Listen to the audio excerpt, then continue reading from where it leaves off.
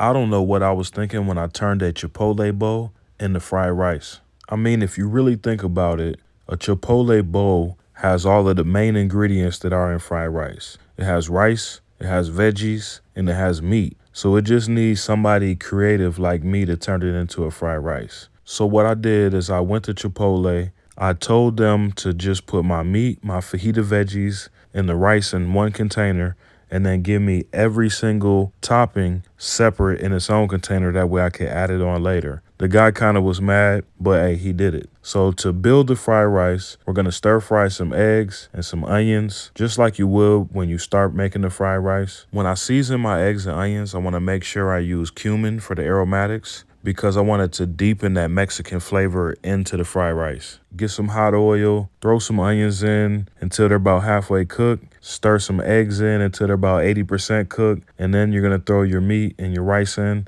and start stir frying. There is a little bit of wetness inside this rice, so I do like to stir fry it for a little bit longer. It kind of helps dry that rice back out. And also my wok has a good flavor that transfers into the rice from stir frying it a lot. And then also it gives that rice a little bit of time to like caramelize and get that nutty fried rice flavor that I'm looking for. I do want to build in some of that traditional fried rice flavor to it, but not too much. So I'll put just a little bit of soy sauce and just a little bit of sesame oil, and also a little bit of hot chili oil. If you know anything about that hot chili oil, a little bit will take you there. So be very sparing with that.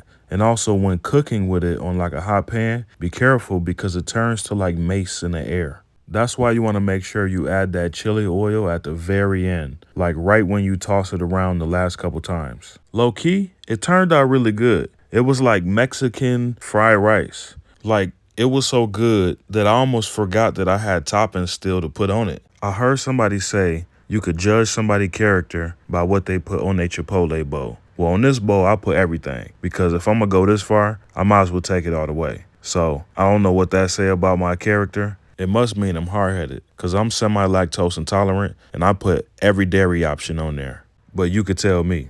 Matter of fact, what do y'all get on y'all Chipotle bowl? For some reason, even though they only got like 8 different toppings to choose from, it'll change your whole Chipotle bowl. I'll taste somebody else's bowl and be like, damn, I didn't even know Chipotle tasted like that. And second of all, who controlled the price of avocados? Because I thought they grew on trees for free. I'll be thinking, you're making us pay for grapes, apples, things that God gave us for free? but this is really good. I think y'all should try it out.